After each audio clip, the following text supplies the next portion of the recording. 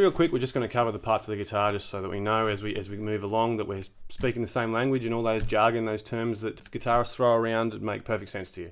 So obviously we've got strings, body of the guitar, this whole part here. This is the head. What connects the head to the body? The neck. That's right. We've got these metal things on here that are called frets. That's not threats. That's F-R-E-T, fret. Very important. Little pegs that we tune with called the tuning pegs. Hole that the sound bounces around called the sound hole. Now this is the only part that becomes important as we move along. So we've got this part at the end here, this little thing of whatever it's made of, the plasticky thing. Nut, we call that, the nut. And we call this part down here that attaches the strings here, the bridge. The reason that becomes important is that sometimes I might say, you know, we want to play a note up a note or down a note. Which way is up? Well, we've got to learn all that too. Sometimes saying move a little closer to the bridge, we're moving this way, a little closer to the nut, we're going that way. So that becomes important. So recapping, strings, frets, the fretboard that the frets are on, the neck, the head, the head stock or the tuning keys.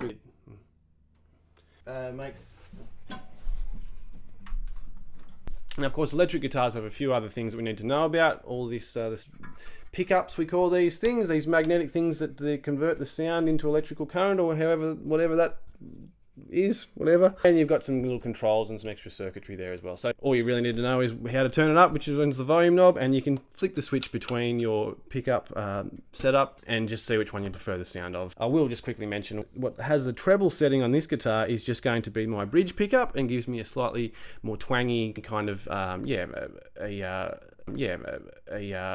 more trebly kind of sound. There's less low and less bassy sounds. On this guitar I can go in between the two, which is a blend of the sound of both of them, which is, you know.